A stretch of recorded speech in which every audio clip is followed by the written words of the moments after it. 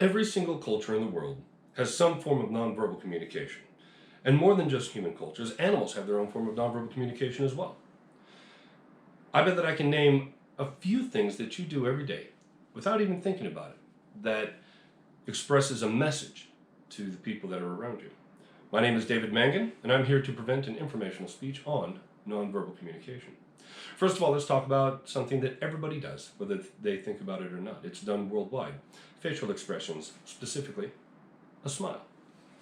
A smile can convey acceptance, happiness, gratitude, joy, mirth. A smile combined with other facial features can convey the opposite messages. If I smile naturally, okay, my eyebrows go up, that opens up my face, it opens up my eyes. It's genuine. People around me can tell that I'm happy. All right, it's Princess Buttercup at the end of The Princess Bride. It's Maverick and Rooster after they land on the aircraft carrier.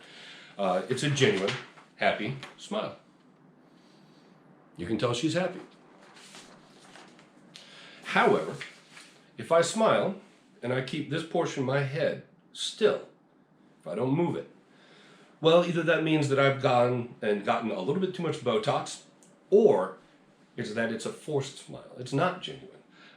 Anyone who's gone through basic training understands that when the drill sergeant is smiling at you, that's not a good thing. It can convey sarcasm, it can convey anger, it can convey disgust, it can convey hostility. All right, it's the Grinch contemplating ruining Christmas in Whoville. It's the Wicked Witch of the West cackling at Dorothy. It's the villain in every Marvel superhero movie. This is not a happy smile, right? Everybody knows that. Now, there was a study conducted by various criminal agencies who wanted to understand why violent criminals picked the victims that they did. And what they found out, quite honestly, was that they picked the victims, these criminals said, because they looked like victims. And part of the reason of that is because of the next nonverbal communication technique, eye contact. Okay, eye contact goes along further than human communication. In canines, prolonged eye contact can be seen as a form of aggression and hostility. When my dogs are acting up, when they think they're the boss, when they think they're the alpha in the pack, I'll have myself a little stare down with them. And I will just maintain eye contact. And I'll try not to blink for as long as I possibly can. And generally this will go on maybe 10, 15 seconds. And then my dog will look away. What he's just done by looking away, by breaking that eye contact first, is he is saying he has accepted me having a higher level in the pack than him. And this is common with a lot of dogs. Okay, dogs are constantly challenging their place in the pack. They are always trying to seek out where they are in that pack. It's how they live. It's dog things. Well, the same thing works with humans. Let's go back to that criminal study. One of the main things that the study found that criminals associated with victimhood is a lack of eye contact.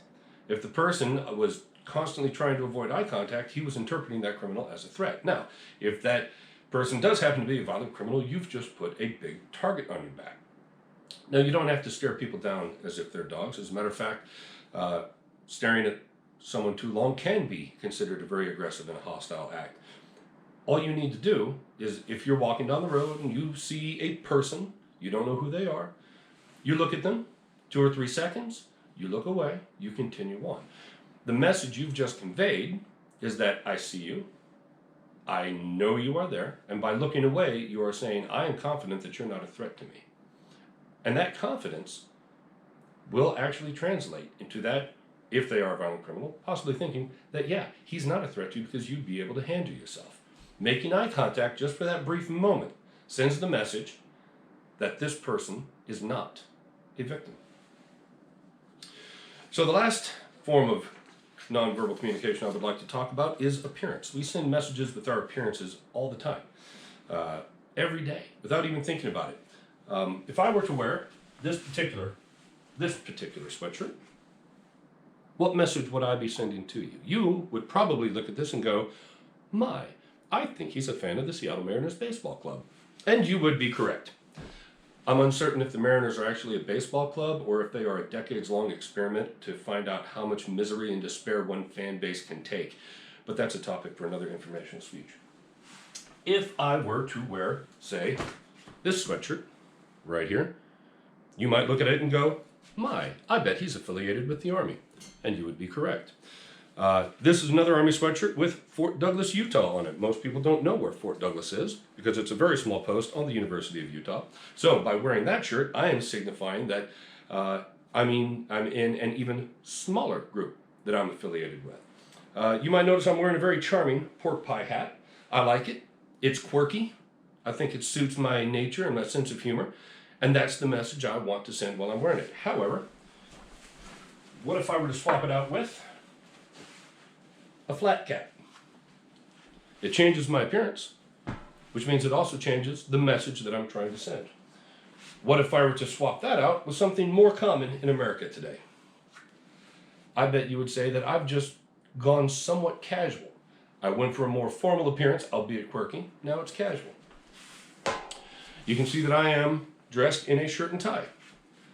Well, not a tie yet. You can see I'm dressed in a shirt with a collar, a nice Oxford shirt. I want to look professional. People might see me and go, he's wearing a shirt, collar, long sleeves, nice pair of slacks. Obviously, he wants to be professional. But what if I church it up a bit? And I put on my Sunday go-to-meeting clothes, as it were.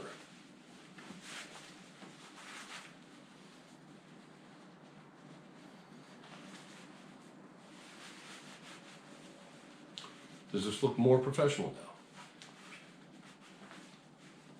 What if I want to church it up more?